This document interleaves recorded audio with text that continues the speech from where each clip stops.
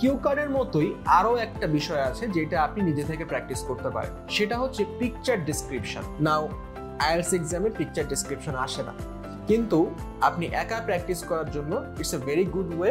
কারণ এখানে যে কোনো একটা ছবি নিয়ে আপনি সেই ছবি বিষয়ে কি বুঝতে পারছেন, কতটুকু কি বুঝছেন, এখানে কোনো টপিক রাইট রঙের কোনো বিষয় নেই। আপনার কাছে কি মনে হচ্ছে সেটা আপনি শেয়ার করবেন।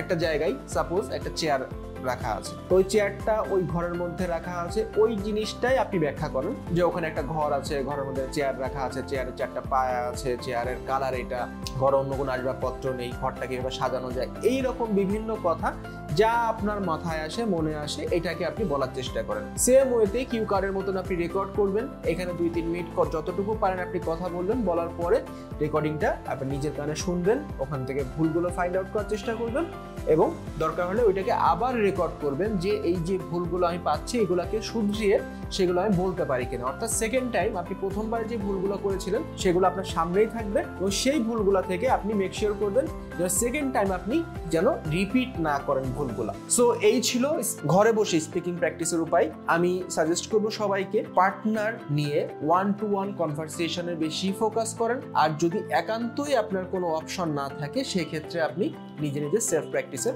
পদ্ধতি বেছে নেবেন। সো আরও একটা ভিডিও নিয়ে সামনেতে আবার দেখা হচ্ছে। ততদিন পর্যন্ত ভালো থাকবেন। আসসালামু আলাইকুম।